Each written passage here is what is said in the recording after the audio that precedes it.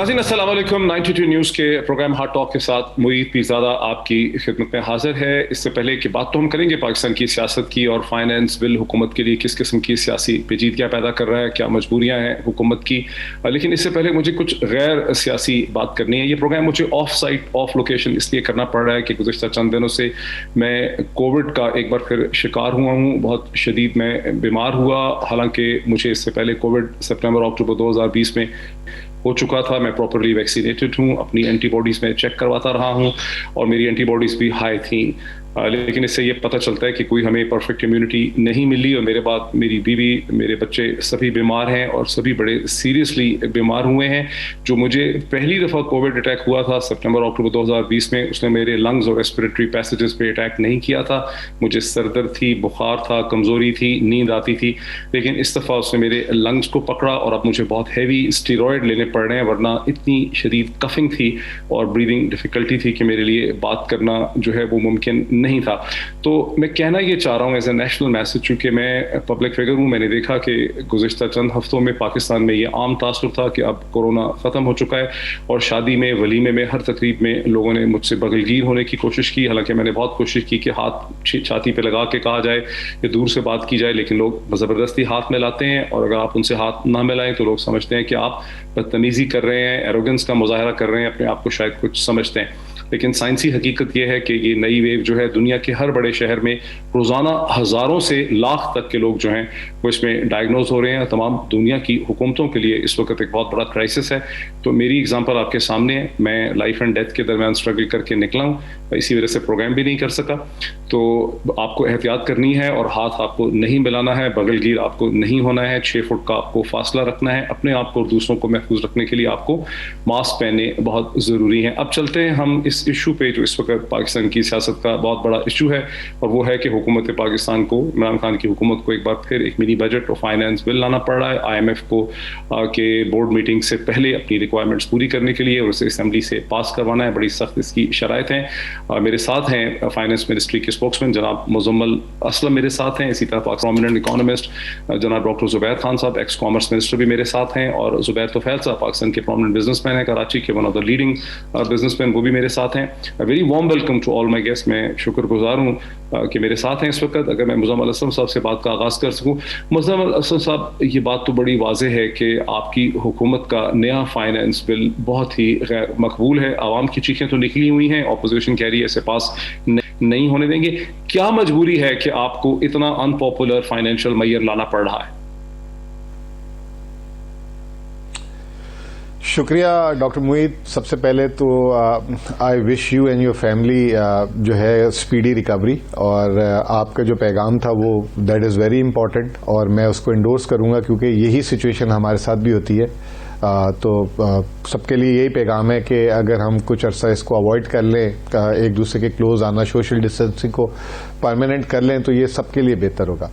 Now coming back to your point, देखें doctor साहब, आप IMF प्रोग्राम में जो है 22 प्रोग्राम्स ले चुके हैं। मैं 1957 से हैं। तो अब मैं अगर आपके इस सवाल को यूं कहूं कि हमें क्या मजबूरी है कि हम 1957 से जो है रिकरेंस हमारी हो रही है IMF प्रोग्राम में बार बार, तो उसका जवाब एक ही है कि हमने अपने जो हमारे माशरती मसाइल, जो माशी मसाइल थे, उसको कभी भी सीरियसली लुक आफ्टर नहीं किया। हमने हमेशा से यही सोचा कि जो भी है अपनी जो है हम कर्जे लेकर और जो है अपनी इकॉनमी को चलाते रहें। आपको अंदाज़ा होगा ही कि पाकिस्तान में आज तक जो है 5 साल कोई वज़ीर आज़म नहीं कर सका, तो हर एक के जहन में एक इनसिक्योरिटी रहती है कि पता नहीं मेरी हुकूमत कितना टाइम रहेगी। तो वो जो है हमेशा पॉपुलिस्ट मेजर लेता है ताकि वो ज़्यादा से ज़्यादा टाइम गुजार सके।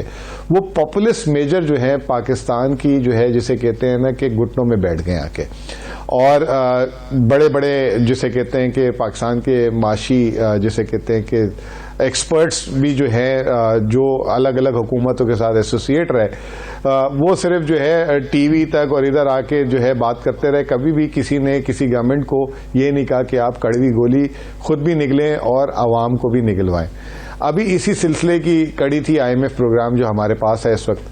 हमने जो है IMF प्रोग्राम को जो है मनोमन कोशिश की अमल करने की, और वो चीज़ें जो पाकिस्तान के मफाद में नहीं थी उसको हम काफ़ी हद तक अवॉइड भी करते रहे। आपको याद होगा कि मार्च में जब हमने IMF से लास्ट बात की थी तो हमने एक बहुत बड़ी लिस्ट थी टैक्स एग्जेम्पशंस की, उस पर IMF से एग्री किया था। उसके बाद फिर जो है प्राइम मिनिस्टर ऑफिस और ये गवर्नमेंट ने उससे कहा कि नहीं, इसको ये बहुत ज़्यादा चीज़ें हैं, ये आवाम जो इस वक्त कोरोना के बाद फौरन, हालांकि पाकिस्तान के इंटरेस्ट की हैं, लेकिन फौरन कोरोना के बाद इसको इम्प्लीमेंट करना अपनी रिकवरी, अपनी उसको जो है नुकसान पहुंचाने के मुतरादिफ है। तो इसको आप जो है डेफर करवाएं जब तक इकॉनमी पूरी खुल ना जाए और इकॉनमी में चुस्ती ना जाए। अब वो हमने देखा नॉर्मलिसी इंडेक्स, इकोनॉमिस्ट का वो कहता है दुनिया का पहला मुल्क है जो पूरी इकॉनमी खुल गई है। आई होप कि ऐसा रहे, क्योंकि अभी जो कोविड की जो आपने बात की है मुझे थोड़ा सा डर आना शुरू हो गया वापस। लेकिन बात यह है कि उसके बाद हमें जो है IMF ने कहा 700 अरब के टैक्सेस लगाए, हमने उससे सिर्फ 350 अरब रुपए एग्री किया, और उसमें भी हमने ये कहा कि जो vulnerable segment of the society हो वो उससे लीस्ट अफेक्टेड हो। लीस्ट, मैं ये नहीं कहूंगा कि फुली, मतलब ये आप मुजम्मिल इशारा कर रहे हैं वो 350 अरब रुपए की जो सेल्स टैक्स की एग्जम्पशंस विड्रॉ करनी है इस फाइनेंस बिल में, ये उसकी तरफ आप इशारा कर रहे हैं?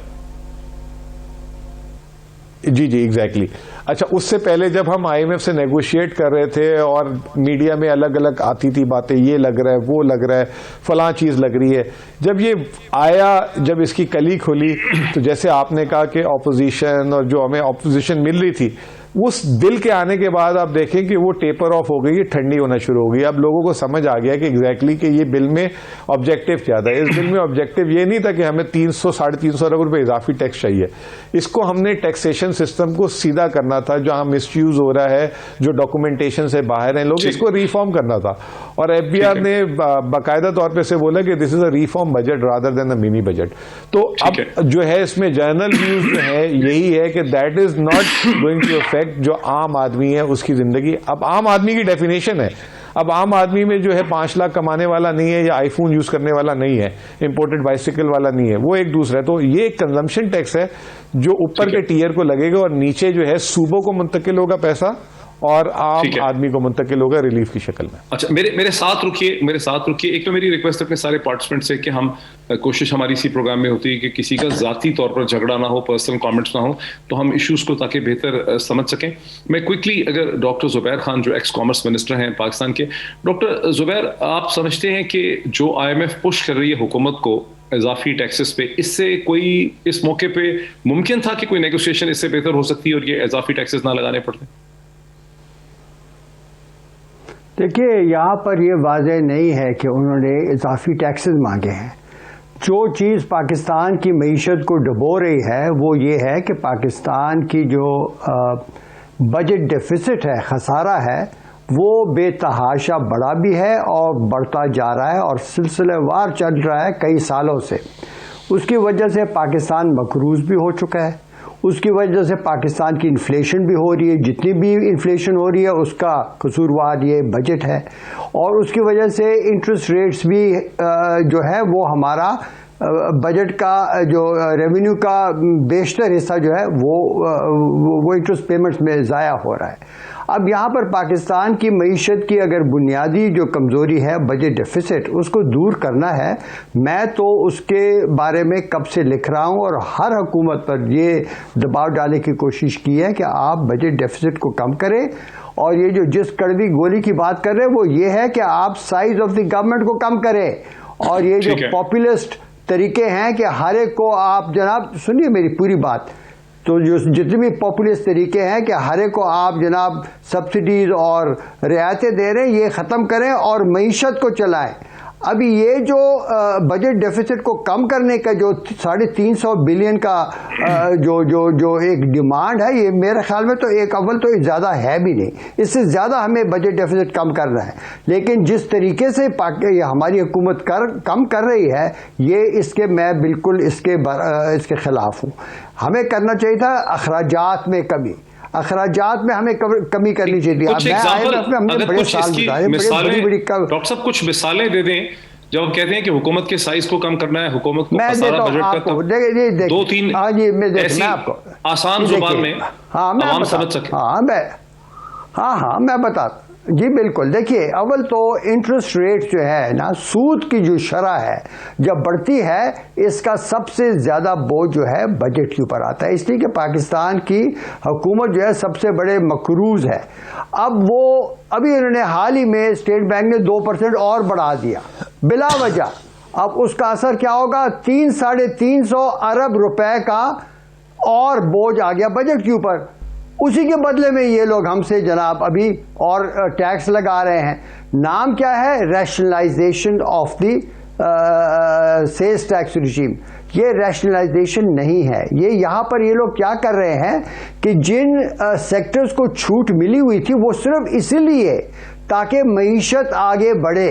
अभी आपको एक मिसाल दूं, यहाँ पर हमारे इन्वेस्टमेंट गुड्स है, पाकिस्तान की सबसे एक और कमजोरी जो है ना, ये बाकी वजूहात की वजह से, वो ये है कि यहाँ पर इंडस्ट्रियल इन्वेस्टमेंट नहीं होती पाकिस्तान में, और हमारी मशीनरी के जितने भी इंपोर्ट्स हैं उनके ऊपर टैक्स लगे हुए हैं, रॉ मटेरियल्स के ऊपर टैक्स लगे हुए हैं। इन्होंने अभी उसी के ऊपर 17% टैक्स और बढ़ा दिया और कहते हैं कि ये इसको आप रीबेट ले लें अगले 30-35 साल में। मैंने भी शौकत तरीन साहब का इंटरव्यू देखा जो कल आया हुआ था। अब देखें ना, अब ये जब इन्वेस्टर के पास पैसा ही नहीं है इन्वेस्टमेंट करने का, और आप उससे पहले तो ये आप पाकिस्तान की मईशत को और तंग कर रहे हैं, बंद कर रहे हैं, और मुलाजमतें जो प्राइवेट सेक्टर में हैं वो ख़त्म हो जाएंगी, इस तरीके से बढ़ नहीं रही।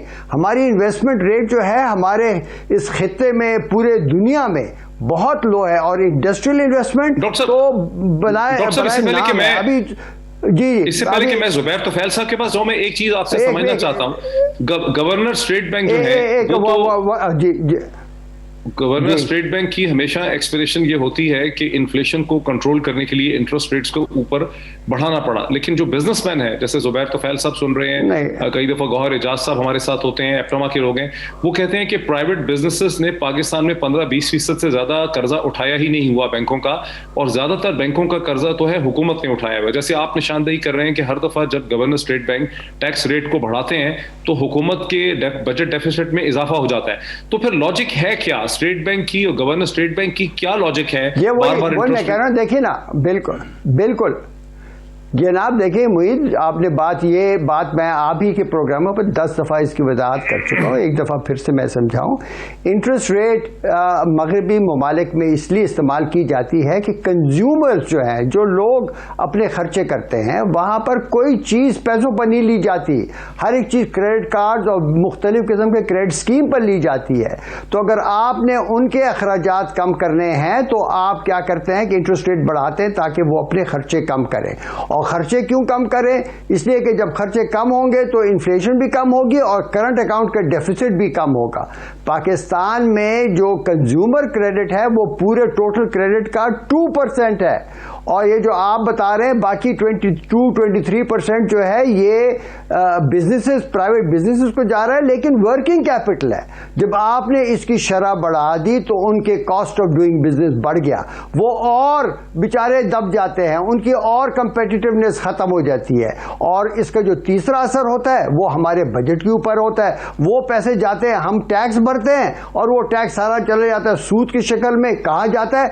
बैंकों के पास जाता है। सिल्क बैंक जैसे शौकत तरीन साहब का बैंक है या औरों के बैंक है, उनके प्रॉफिट्स आप देखें पिछले साल और उससे पिछले साल सबसे ज्यादा प्रॉफिट्स उन्होंने बनाए हैं 2-3 सालों में जब से ये गवर्नर आए हुए हैं हमारे। तो यहां पर देखिए ना, इस इंटरेस्ट रेट की पॉलिसी जो है ये मगरबी ममालिक के लिए मौजू है। आपने अपनी मईशत की स्ट्रक्चर जो है उसको देखकर उसके मुताबिक यहां पर money supply, total money supply जो है उसको कंट्रोल करने की बिल्कुल कोशिश नहीं की जा रही। और उसमें सबसे बड़ा जो कंट्रीब्यूशन है वो है बजट डेफिसिट, जिसकी वजह से बैंक बोरो करता, गवर्नमेंट बोरो करती है फ्रॉम द बैंकिंग सेक्टर। तो ये जो हमारी बुनियादी एक गलती है हमारी पॉलिसीज में, इसको दुरुस्त करना चाहिए। और अभी ये जो मिनी बजट है इसमें जरूर आप करें, आप खसारे को कम करें, मैं उसके हक में हूं, मगर ये तरीका नहीं है, ये तरीका नहीं है। अच्छा, मुझे जरा क्विकली जुबैर तुफैल साहब को इसमें लाने दीजिए ब्रेक से पहले। जुबैर तुफैल साहब, बिजनेस का क्या व्यू है इस नए फाइनेंस बिल के ऊपर? देखिए, जो चेंजेस की गई हैं उसमें मोस्टली जिन अशिया पे 17% सेल टैक्स नहीं था या ज़ीरो रेटेड थे, उस पर 17% सेल्स टैक्स लगा दिया गया है। तो उसकी अल्टीमेटली कॉस्ट बढ़ेगी, और जो कॉस्ट बढ़ेगी तो वो जो है कंज्यूमर पे ही पास ऑन होगी। कोई मैन्युफैक्चरर खुद अपने पास से नहीं देगा, जितनी उस पर एक्स्ट्रा टैक्सेशन होगी वो उतनी प्राइस में इंक्लूड करेगा, और इंक्लूड करके कंज्यूमर को पास ऑन करेगा। तो अल्टीमेटली ये सब पैसे देने कंज्यूमर की जेब से ही जाने हैं। अच्छा, लेकिन आप कंज्यूमर की जेब से तो जाने, लेकिन जो स्टेट बैंक ने इंटरेस्ट रेट बहुत हाई रखे हुए हैं, उसके ऊपर आपका क्या व्यू? देखिए, उससे भी कॉस्ट ऑफ प्रोडक्शन बढ़ी है। अब आप 7.25% से बढ़ते बढ़ते अब तकरीबन 10% के करीब पहुंच गए हैं। लिटिल लेस देन 10% है। फिर आप जब बोरो करते हैं तो आपको जो भी करंट रेट है काइबोर का, उसके ऊपर आपको एक्स्ट्रा बैंक को देना पड़ता है। तो हम ऑलरेडी डबल डिजिट में आ गए हैं, और उसकी वजह से तमाम मैन्युफैक्चरिंग सेक्टर की जिन्होंने बोरो किया हुआ है उसकी सबकी कॉस्ट बढ़ेगी। जो आप बाहर से माल मंगवाएंगे और तमाम चीज़ों के ऊपर जो है उसकी कॉस्ट इंक्रीज होगी, और अल्टीमेटली तमाम इंक्रीज ऑफ कॉस्ट जो है वो आगे कंज्यूमर को पास होगी। और मैं इस बात से इत्तेफाक नहीं करता हूँ कि हुकूमत कहती है जी वो कोई फ़र्क नहीं पड़ेगा। फ़र्क बिल्कुल पड़ेगा, कंज्यूमर के ऊपर फ़र्क पड़ेगा। ये बात कर रहे हैं जो 350 अरब रुपये कंज्यूमर ही देगा। वो कहते हैं कि नहीं, सिर्फ 2 अरब रुपए का 2 अरब रुपए जो है एक्स्ट्रा लग रहे हैं। ऐसी बात नहीं है, वो पैसे लग रहे हैं 350 बिलियन जो आएंगे। जितना भी सेल्स टैक्स जहां लगाया गया, वो पहले अगर सेल्स टैक्स नहीं था तो उन अशिया का तमाम जो भी बेनिफिट था वो कंज्यूमर को मिल रहा था। अब आपने कंज्यूमर के ऊपर सडनली 17% सेल्स टैक्स डाल दिया, तो अल्टीमेटली वो कंज्यूमर ही उसको पे करेगा, जिसकी क्या परचेजिंग पावर इस वक्त पहले से बहुत कम है। ठीक है, मैं जुबैर साहब, मेरे पार्टिसिपेंट्स, मैं ब्रेक ले लूं। ब्रेक के बाद जो सवालात उठाए हैं डॉक्टर जुबैर खान ने और जुबैर तुफैल उठाए, उसका जवाब मैं लेना चाहूंगा मुज़म्मिल असलम साहब से। मुज़म्मिल असलम साहब, बी रेडी। मैं एक ब्रेक ले लूं, ब्रेक के बाद आपकी तरफ आता हूं। नाज़रीन, welcome back to this discussion. मैं सीधा चलना चाहूंगा मुज़म्मिल असलम साहब की तरफ। मुज़म्मिल असलम साहब, आप एक प्रोमिनेंट पॉलिटिकल कमेंटेटर भी रहे हैं, अब आप मिनिस्ट्री ऑफ फाइनेंस के स्पोक्स पर्सन हैं। एक सवाल, जो 2 सवाल बहुत इंपॉर्टेंट उठे हैं, एक डॉक्टर जुबैर खान साहब के साथ बात करते हुए, एक जुबैर तुफैल साहब के साथ बात करते हुए। एक का ताल्लुक तो ये है कि हुकूमत की जो मेन एफर्ट होनी चाहिए वो अपने बजटरी खसारे को, बजट डेफिसिट को कम करना चाहिए। वहाँ पे हम 2 चीज़ें देखते हैं। एक तो हुकूमत बेतहाशा सब्सिडीज़ दे रही है। इस वक्त हुकूमत ने तकरीबन 400 अरब रुपए का एक सब्सिडी प्रोग्राम शुरू कर रखा है, जिसमें से 260 अरब रुपए गालिबन जो है वो एहसास प्रोग्राम के हैं। 120 अरब रुपए का एक और इशू किया है। फिर नए पाकिस्तान के हवाले से भी बहुत कुछ किया जा रहा है। तो वो जो 400 अरब रुपए का एक साइड से आप सब्सिडी दे रहे हैं, ज़ाहिर है उसका भी प्रेशर है हुकूमत के बजटरी एक्सपेंडिचर के ऊपर। और दूसरी तरफ से स्टेट बैंक ऑफ पाकिस्तान जो है वो मसलसल जब रेट ऑफ इंटरेस्ट को बढ़ाता है तो हुकूमत का कर्जा और हुकूमत के बजट पे प्रेशर बढ़ जाता है। इन दोनों चीजों पे आपका क्या जवाब है? थैंक यू वेरी मच कि ये अच्छा हुआ कि आपने जो आपके मेहमानों ने बात की है उस पर मेरा भी आप व्यू लेना चाह रहे हैं। जो साइज ऑफ गवर्नमेंट की बात की गई थी, मैं उससे इत्तेफाक करता हूँ, और मेरे जहन में जो साइज ऑफ गवर्नमेंट का खाका ये है कि बहुत ज़्यादा मुलाजमीन हो, फालतू अखराजात अगर हो रही है तो वो उसको रोकना। लेकिन इत्तेफाक की बात यह है कि डॉक्टर साहब से जब आपने पूछा कि साइज ऑफ गवर्नमेंट, तो उन्होंने कहा कि सूद को उन्होंने जो है ज़्यादा एक्सप्लेन करने की कोशिश की कि इस हुकूमत के जो है सूद के अखराजात बहुत ज़्यादा है, और उस पर जो एक दलील ये दी गई कि सूद का सबसे बड़ा जो इस वक्त गवर्नमेंट बोरोवर है और कंज्यूमर फाइनेंस तो है ही नहीं, ना होने के बराबर है। और फिर उसके बाद जो है पाकिस्तान में एडवांसेस भी हैं, जो अभी जुबैर तुफैल साहब ने बात की कि इंडस्ट्रियलिस्ट लेते हैं जो अपने कारोबार के लिए।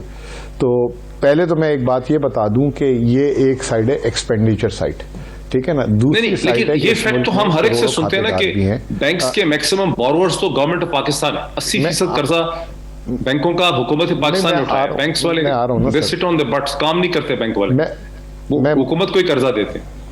डॉक्टर मोहित साहब, मैं आ रहा हूँ, उस साइड पे आ रहा हूँ। तो पहली बात तो मैं ये बताना चाह रहा था कि एक साइड है एक्सपेंडिचर साइड और एक साइड है आपकी सेविंग साइड, ठीक है ना।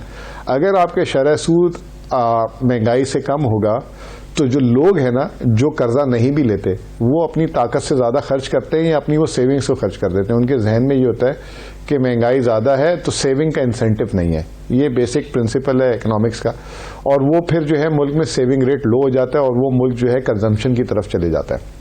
दूसरा ये कि इस मुल्क में एक बहुत बड़ा तबका जो है वो जो है सेविंग्स करता है बैंक्स के थ्रू, डिफरेंट फाइनेंशियल इंस्ट्रूमेंट के थ्रू।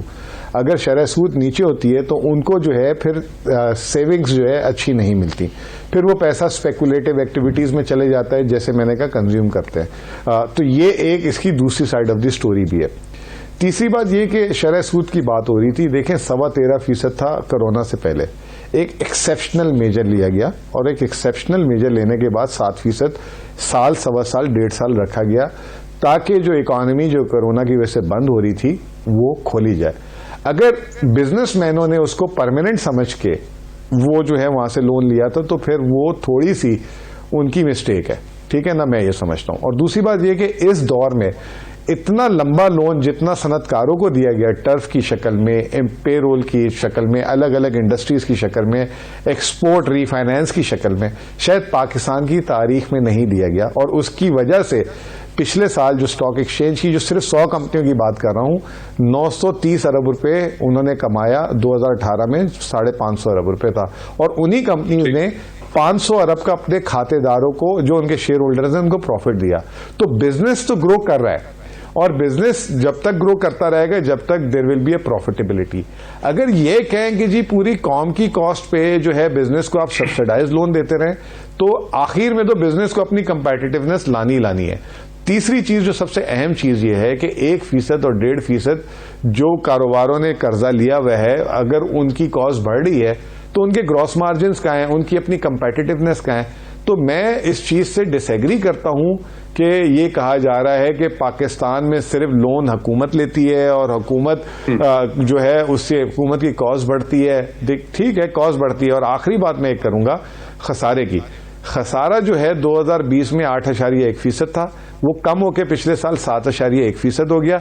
अभी हमारे पास 4 माह के नंबर है जिसमें हमारा प्राइमरी सरप्लस 200 अरब रुपए से ज्यादा है।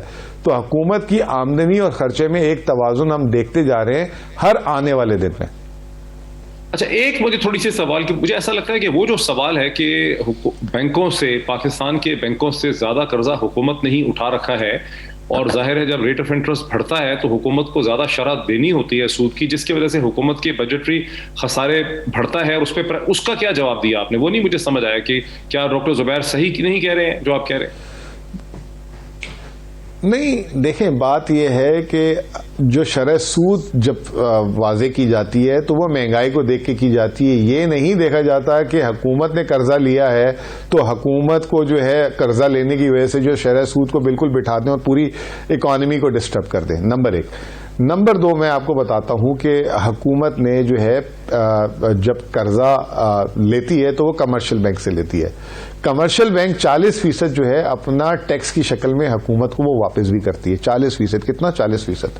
और दूसरा, अगर स्टेट बैंक से बोरो करती है तो स्टेट बैंक का पिछले 2 साल का मुनाफा 1700 अरब रुपए है, जिसका हुकूमत ही शेयर होल्डर है। वो सारा का सारा प्रॉफिट हुकूमत को डिक्लेयर होकर आ जाता है। तो बहुत सारी जगह हैं, अगर आप सिर्फ one side of the equation की अकाउंटिंग कर रहे हैं तो इन सारी चीजों को भी इनकॉर्पोरेट करें। ठीक है, अब जरा इस पे जरा ठंडे दिल से जवाब ले लेते हैं। डॉक्टर जुबैर, इस पे आपका क्या है प्रोफेशनल एनालिसिस जो मुज़म्मिल असलम साहब ने समझाया हमें? नहीं, I talk in general. Muzammil साहब अपनी बात कर रहे हैं वो सही है, लेकिन मैं आपको जनरल बात बताऊं। देखें, ये जो हमारी जो डेट की सिचुएशन है कि वो बढ़ती जा रही है as a proportion of GDP, इसमें तो शक नहीं है। और ये हमारा जो पाकिस्तान में कानून है, fiscal responsibility and debt limitation act, ये उसके we are in violation of that and that is also part of my petition in the supreme court. लेकिन ये इस बात की भी अक्कासी है कि ये जो निज़ाम चल रहा है हमारे बजट का और हुकूमत का और ये इंटरेस्ट रेट का, ये देर पा नहीं है, ये हमें मकरूज से मकरूज तर कर रहा है। इसको डील करने के लिए मगरबी ममालिक ने क्या किया और इकनॉमिक्स क्या कहती है, वो ये कहती है कि आपने ऐसे हालात में इंटरेस्ट रेट सप्रेशन, उसको दबाना होता है नीचे। आप देखें 2008 के ग्लोबल फाइनेंशियल क्राइसिस के बाद इंटरेस्ट रेट्स 1-2%, 0% तक आ चुके हैं हर जगह, और उनने दबा कर रखा हुआ है। अब पाकिस्तान में 13% तक चला गया, वो हमने अपने आप को और दबा दिया, फिर 7 पर लाए, ये भी बहुत कम किया। सर एक चीज ये भी हो रही है कि हुकूमत डेस्परेट है कि IMF से अगला कैशे ले ले, जिसकी स्टाफ लेवल मीटिंग में अप्रूवल हुआ था लेकिन बोर्ड मीटिंग उसकी अभी नहीं हुई है। और जो हुकूमत से मुतालबात हैं IMF के, उसमें एक ये भी है कि गवर्नर स्टेट बैंक को मुकम्मल खुद मुख्तारी दी जाए।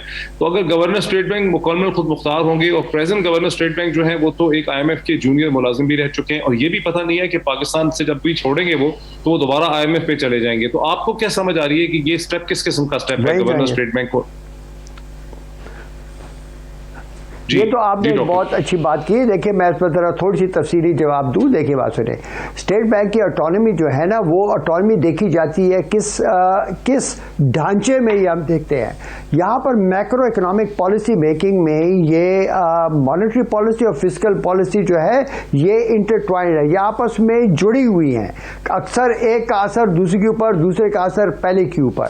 तो यहाँ पर हमने इनको ऑटोनॉमी इतनी देनी होती है कि कम से कम वो अपने उनकी जो जिम्मेदारियां हैं वो सरंजाम दे सके। मैंने 2 दफ़ा इस स्टेट बैंक एक्ट की तरमीम की, मैंने खुद I was the author of that in the late 1990s and early 2000। ये हो चुका है, वो जो मैक्रो इकोनॉमिक इंडिपेंडेंस की ज़रूरत थी वो हो चुकी है। अगर अभी आप तरमीम को अभी देखें, इसमें ऐसी शिकें नहीं है जो पॉलिसी इश्यूज़ को डील करती है। ये ज़्यादातर है कि कौन अपॉइंट होगा, क्या नहीं होगा, और जो फिस्कल और मॉनेटरी पॉलिसी की जो इंटरैक्शंस हैं उनको डील करने के लिए पहले एक बोर्ड मुकर्रर किया गया था, उसे कहते थे monetary fiscal policy coordination committee होती थी। वो वहाँ पर बैठकर दोनों फरीक वहाँ बैठकर अपने जो आइंदा साल के जो ऑब्जेक्टिव थे वो कोऑर्डिनेट करते थे ताकि एक दूसरे के ऊपर असरअंदाज ना हो। वो उसको इन्होंने ख़त्म कर दिया है। अब ये देखें ना, इस किस्म के हालात में कैसे कोऑर्डिनेशन होगी, और जो भी इंडिपेंडेंस अभी वो चाह रहे हैं वो पॉलिसी रिलेटेड नहीं है। पॉलिसी रिलेटेड अब मिनिस्ट्री ये क्या इंडिपेंडेंस चाह रहे हैं? IMF किस किस्म की इंडिपेंडेंस चाह रहे हैं? आसान जुबान में बताएं ना, व्यूअर्स आपकी जार्गन वाली बात नहीं समझ सकेंगे। ये IMF का काम नहीं है। आई एम सॉरी टू से, ये IMF का काम नहीं है। I am sorry to say this is nothing to with the IMF। ये IMF की डिमांड नहीं है। देखिए वहां पर सिर्फ पॉलिसी की वो होती है। ये इसमें से a lot of these things are driven by the State Bank of Pakistan themselves। और ये देखिए हमने अपने उसको देखना, ये जो हमारी जो आईनी जो इस वक्त हमारी बैलेंस इस वक्त बना हुआ है इस मुल्क में, उसमें IMF में मैंने बहुत साल गुजारे। मैं टर्की और नॉर्दर्न यूरोप पर काम करता हूँ, बड़े इंपॉर्टेंट कंट्रीज पर काम किया है। वहाँ पर भी मुझे पता है कि क्या कवानीन है वहाँ के, वो क्या कर सकते हैं क्या नहीं कर सकते। वो इस तरह की जो डिमांड्स हैं ये होती नहीं है, और हमें तो अपनी बात एक्सप्लेन करनी चाहिए थी ना। अब मैं आपको बताऊं, सेक्रेटरी ऑफ फाइनेंस को उन्होंने एक स्पेक्टेटर बना दिया है। वो सिर्फ बैठेगा वहां पर कई कमिटीज में। He does not even have a voting power. Now when he does not have a voting power even, how will he be able to influence the decision of any committee?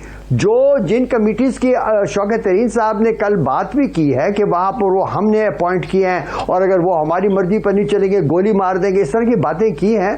वो तो खैर उन्होंने jokingly बात की होगी, लेकिन बात यह है कि वो उन कमिटीज की जो इख्तियारात हैं दे ओनली एडमिनिस्ट्रेटिव।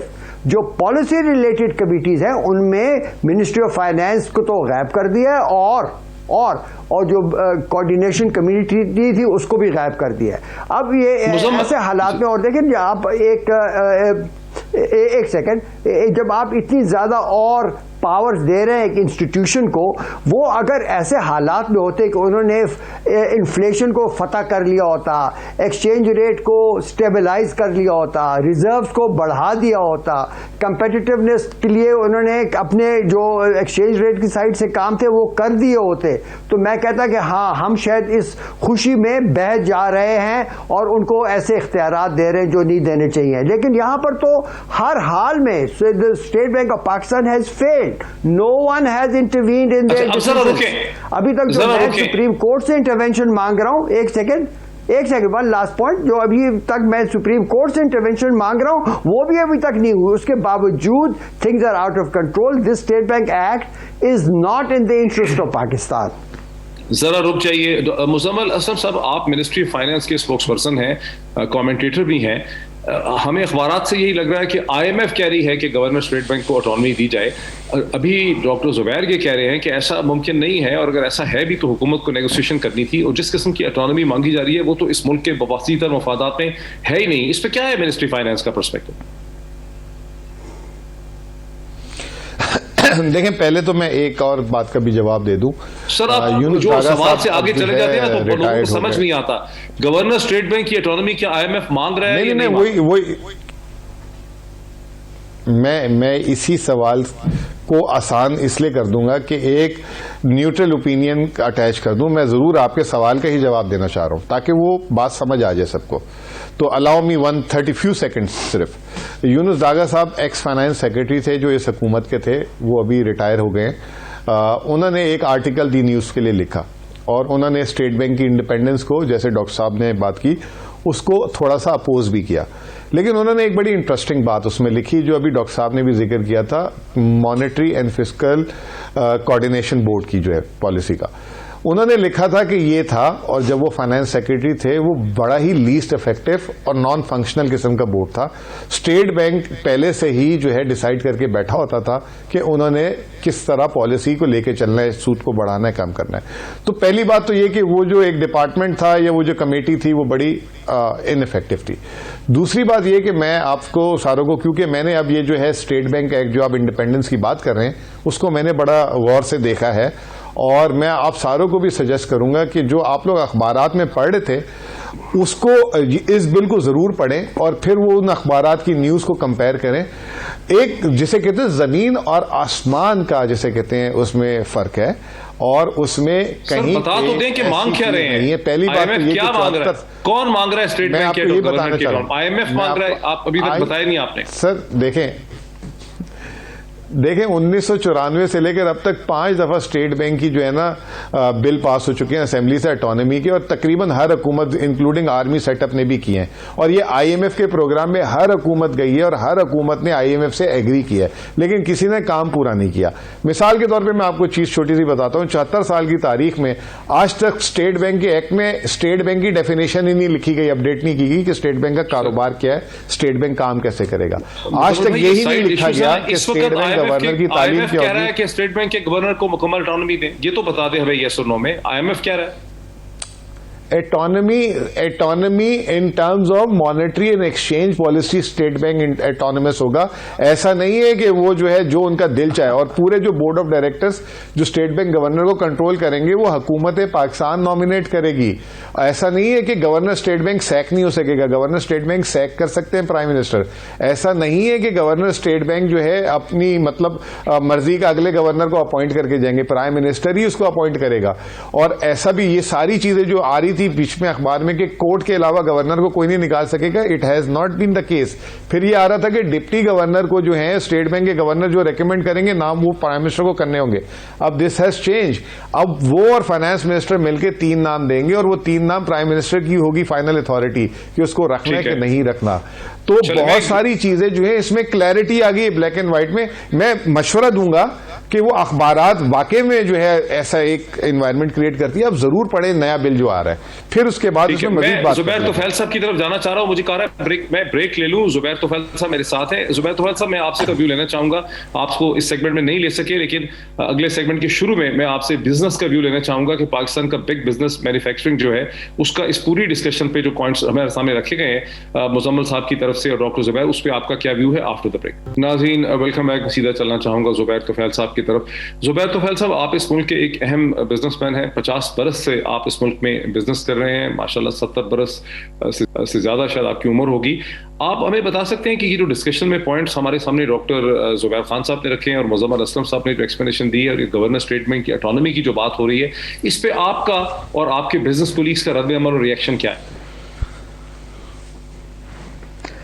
एक्चुअली देखिए, मैंने बिल को ना सही थोरली नहीं पढ़ा, लेकिन मुझे इतना पता है कि थ्रू मीडिया, टेलीविज़न, न्यूज़पेपर्स वो यही है कि गालिबन इसके अंदर गवर्नर स्टेट बैंक को ऐसे इख्तियारात दिए जा रहे हैं जो पहले नहीं दिए गए थे, और गालिबन के गवर्नर साहब जो हैं वो हुकूमत के कंट्रोल में नहीं रहेंगे और वो खुद से जो फैसला चाहेंगे करेंगे, और इसी वजह से इसके ऊपर सब जगह से क्रिटिसाइज़ हो रहा था, बल्कि बाज़ लोगों ने तो इसके ऊपर कोर्ट में भी जाने की कोशिश की है। लेकिन मुज़म्मिल असलम साहब जैसे बता रहे हैं, ये कह रहे हैं कि नहीं जी, जो गवर्नर के नाम है वो 3 नाम उनको पेश किए जाएंगे थ्रू फाइनेंस मिनिस्ट्री, और उसके बाद वज़ीर आज़म साहब चुनेंगे कि किसको उन्होंने next governor of State Bank बनाना है या डिप्टी गवर्नर किसको बनाना है। लेकिन जनरली स्पीकिंग जो कुछ मीडिया में आया वो यही है कि नहीं, ऐसी पावर्स मांगी जा रही हैं या ऐसी पावर्स गवर्नर को दी जा रही हैं जिसकी वजह से वो बिल्कुल इंडिपेंडेंट होंगे और वो कहीं भी किसी को जवाब देने होंगे, गवर्नमेंट को जवाब देने होंगे, या किसी कौमी इदारे को इंक्लूडिंग नैब उसको भी जवाब देने होंगे। तो ये वो चीज़ें हैं जिसकी वजह से लोग जो हैं वो सोचते हैं कि गालिबन इनको अनलिमिटेड पावर्स दी जा रही हैं, और इसी वजह से ज़्यादा तमाम जगह पे ह्यू एंड क्राई है। ठीक है। अच्छा, डॉक्टर जुबैर खान, जुबैर तफैल साहब ने एक अवेयर सिटीजन का और एक बिजनेसमैन, जी मैं वही आपसे समझना चाह रहा हूं कि मैं आपको वो मेरे सामने मैं पढ़कर सुना दूं, मैं आपको पढ़कर सुना। देखिए वहां पर पढ़ के सुनाए जो सेक्शन स्टेट बैंक एक्ट में सेक्शन 9 के A, B and C, बाकी भी चीजें इन्होंने चेंज की है, लेकिन सिर्फ वहां पर ही जो चेंजेस लाए हैं वो दे आर स्पीकिंग चेंजेस, जिसे कहते हैं ना अंग्रेजी में स्पीकिंग चेंजेस, वो बजाते खुद कह रहे हैं। ये अब देखे, मेरे जैसा आदमी जिसका काम ही यही है, ये मैं औरों की सुनी सुनाई, मैं तो किसी के न टीवी प्रोग्राम्स देखता हूँ और ना ही मैं अखबार ज्यादा औरों के आर्टिकल्स पढ़ता हूँ। I do my own independent research. मैंने इसलिए आपको बताया कि ये यहाँ पर लिखा हुआ क्या है। मैं आपको द बोर्ड ऑफ डायरेक्टर्स, और the board of directors by the way उनकी जो responsibilities हैं, they are only of administrative nature. These are not the policy making directors. Even then, the board of directors shall consist of the governor, B, secretary finance division, without the right to vote. Oh my God! Without the right to vote, and without the right to vote. And 8 non-executive directors, including at least 1 from each province. तो जो province वाले हैं उसके अलावा जो बाकी non-executive directors होंगे, they will all be appointed by the governor.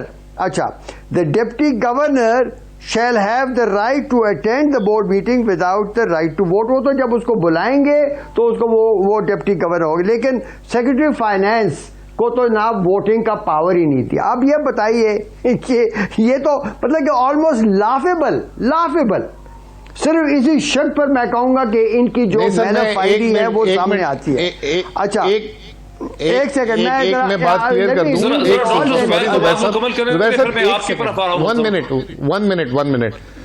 One minute मैं ये कह रहा हूँ कि 8 के 8 अपॉइंटमेंट जो है फेडरल गवर्नमेंट है, मैं अभी भी कंटेस्ट कर रहा हूँ। वन मोर इम्पोर्टेंट क्लॉज है जो काफी चेंजेस, मैं एक और पढ़कर सुनाऊं, सिर्फ एक बार। Prohibition on the government borrowing, the bank shall not extend any direct credits to or guarantee any obligations of the government or any government owned entity. ये तो समझ आती है, देखिए बात सुनिए, ये तो समझ आती है मुझे जरा। सर मुझे जरा क्यों समझ आती है? Why would you agree with that? ये why would you agree with that? देखिए बात सुने, बिल्कुल सही है डॉक्टर साहब, रुकिए सर, डॉक्टर साहब प्लीज रुकिए।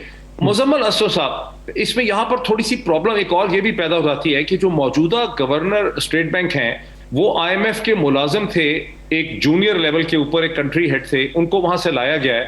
हमें अब ये भी नहीं पता कि उनकी मुद्दत मुलाजमत कितनी है, उनकी मुद्दत मुलाजमत कभी खत्म होनी है कि नहीं होनी है, और खत्म होगी तो उसके बाद वो क्या इस मुल्क में कोई काम और बिजनेस करेंगे या दोबारा IMF ज्वाइन कर लेंगे। अगर वो इसके बाद दोबारा IMF ज्वाइन कर लेते हैं तो इसका मतलब है कि पाकिस्तान का स्टेट बैंक अब IMF ही रन कर रहा है, और IMF के एक ऑफिसर जो है उसको लोन दिया गया है, वो इस वक्त गवर्नमेंट ऑफ पाकिस्तान को क्रेडिट पे ये लोन पे दिया गया है, या वो इस वक्त डेपुटेशन पे है यहाँ पे। इस पे क्या जवाब है आपका? तो बहुत जेन्युइन क्वेश्चन है मेरा ये, गवर्नर स्टेट बैंक का स्टेटस क्या है? जेन्युइन एक और मैं question add देखें कर नहीं दूं। सर, ये बात बहुत जेन्युइन करना सवाल है Please. कि गवर्नर स्टेट बैंक का क्या स्टेटस है, क्योंकि वो IMF के नहीं, मुलाजिम थे, वो एक 22 करोड़ देखें। मुल्क की इकोनॉमी कंट्रोल कर रहे हैं। डॉक्टर साहब को बोलने दें, कुछ और सवाल भी जी है। डॉक्टर साहब अपना कमेंट ऐड कर लें, फिर मुजम्मल का हम जवाब ले लें। हाँ देखिए, इस गवर्नर साहब, ये तो स्टेट बैंक, ये आए हैं IMF से, इन्होंने आकर विदाउट एनी प्रॉपर प्रोसीजर्स एक डिप्टी गवर्नर अपॉइंट किया, वो भी IMF से लेकर आए हैं। Who is his right hand man? तो the two of them are together running the State Bank of Pakistan. या तौबा। जी मुजम्मल साहब, इसका मेरे पास सिर्फ 2-3 मिनट है। मुजम्मल साहब, इसको तो समझा दें हमें कि इनका फ्यूचर क्या है, गवर्नर स्टेट बैंक का। जी जी जी जी जी जी जी जी पहली बात यह है कि देखें, अभी डॉक्टर जुबैर साहब ने कहा कि इन्होंने भी 10 साल पता नहीं काफी साल IMF के लिए काम किया, फिर इसके बाद पाकिस्तान में आके कॉमर्स मिनिस्टर लगे।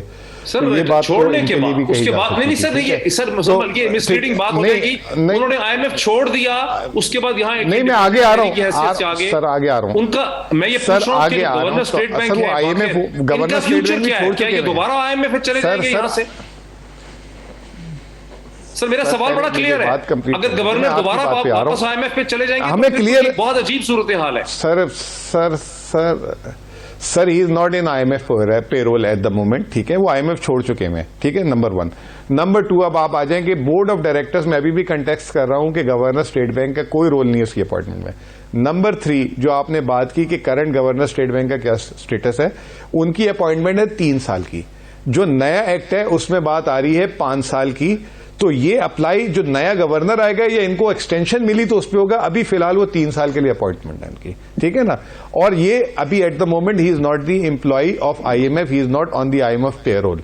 कल को अगर वो रिटायर होते हैं तो वो आजाद हैं, जैसे अभी भी हमारे बहुत सारे मुल्क के बड़े बड़े माशी इकोनॉमिस्ट जो है वो वर्ल्ड बैंक, IMF, उनकी प्रोजेक्ट फाइनेंसिंग, उनके लिए रिसर्च करते हैं, आउटसोर्स होती है उनको बहुत सारी चीजें पाकिस्तान में बैठ के। और आई एम श्योर के डॉक्टर साहब भी कर रहे होंगे, कोई ना कोई किसी को कहीं एडवाइस कर रहे होंगे, कंसल्टेंसी दे रहे होंगे, तो वो बाद में गवर्नर भी फ्री है, मैं भी फ्री हूं, हम करता हूं। हाँ, तो बस बात खत्म हो गई। नहीं सर, नहीं, ये तो प्राइवेट कंसल्टिंग कैपेसिटी में करते हैं। मैं ये कह रहा हूं कि क्या रजा बाकर इस जॉब के बाद दोबारा, अभी वो IMF के पेरोल पे नहीं है सर, क्या दोबारा IMF के, देखिए सर, पेरोल में होना डिफरेंट चीज है। मुजम्मिल, मैं, आप और डॉक्टर जुबैर पेरोल कल को, लेकिन हम IMF की ब्यूरोक्रेसी का हिस्सा नहीं हो सकते। क्या रजा बाकर दोबारा IMF की ब्यूरोक्रेसी का हिस्सा बन सकते हैं? अगर बन सकते हैं तो ये बड़ी खतरनाक सूरत है। डॉक्टर मुईद, मैं हाँ, doctor Moeed, and I am not negotiating आप विद द 100% जो है, देखिए बात सुने, he is negotiating part with of IMF. देखिए ना बात he is not drawing salary from IMF. No, but he is negotiating. Drawing salary from IMF. देखिए बात सुने, मैं स्टेटस क्या है उनका? negotiating with government of Pakistan और negotiate IMF प्रोग्राम में देखें, मैं इस दफा नेगोशिएशन देखी है, 1 सेकंड के लिख देने, कॉन्फ्लिक्ट ऑफ इंटरेस्ट की बात बता दूं कि 98% of the IMF programme has been negotiated by Shaukat Tareen, not by Governor State Bank. Who told you this? I was here since the negotiation has started. I have not seen Governor sitting in any meeting. ठीक है, देखिए बात सुनिए एक second, this programme is I have witness this. Doctor Moeed, मैं जरा वजाहत कर दूं, मैं जरा वजाहत कर दूं, इसकी वजाहत कर दूं। देखिए बच्चे, ये कोई नया प्रोग्राम नहीं है, ये प्रोग्राम नेगोशिएट हुआ at the start of the PTI government, और ये हुआ जिस दिन गवर्नर साहब अपॉइंट हुए, वो उससे 10 दिन पहले अपॉइंट हुए और 10 दिन के अंदर उन्होंने IMF के साथ दस्तखत कर दिया। वो पाकिस्तान पर उनकी महारत भी आ गई और उन्होंने फौरन दस्तखत भी कर दिया, विदाउट थिंकिंग और applying his mind whether the programme at the time was in the interest. और इसी तरह हफीज शेख साहब भी आए 2-3 महीने के अंदर खत्म हो गया। डॉक्टर जुबैर खान का, मुजम्मिल असलम साहब, जुबैर तोफैल साहब का इस डिस्कशन में बड़ी इंफॉर्मेटिव डिस्कशन थी और इसके इख्तिताम में ये सवाल उठता है कि governor State Bank of Pakistan Raza Baqir जो है उनका स्टेटस है क्या वो IMF से छुट्टी पे हैं, सिर्फ तनख्वाह विड्रॉ नहीं कर रहे? क्या पाकिस्तान से अपनी जिम्मेदारियां खत्म करने के बाद वो दोबारा IMF का जो मेन फ्रेम ब्यूरोक्रेसी है उसका हिस्सा बन सकते हैं? कि अभी भी उनका फ्यूचर है इंटरनेशनल फाइनेंशियल सिस्टम में? कंसल्टिंग करना कहीं बैठ के एक एडहॉक अपॉइंटमेंट पे डिफरेंट चीज है, क्या वो IMF के फ्रेमवर्क का हिस्सा बन सकते हैं? अगर वो फ्रेमवर्क का हिस्सा बन सकते हैं तो पाकिस्तान की हुक्मरान जमात और सियासी जमातों और मीडिया के लिए ये बहुत ही बड़ा लम्हा फिक्रिया है कि इसका मतलब तो ये है कि पाकिस्तान की सारी इकोनॉमी इस वक्त अब IMF के कंट्रोल पे। आज इतना ही, बहुत शुक्रिया, थैंक यू, फिर आपसे मुलाकात होती।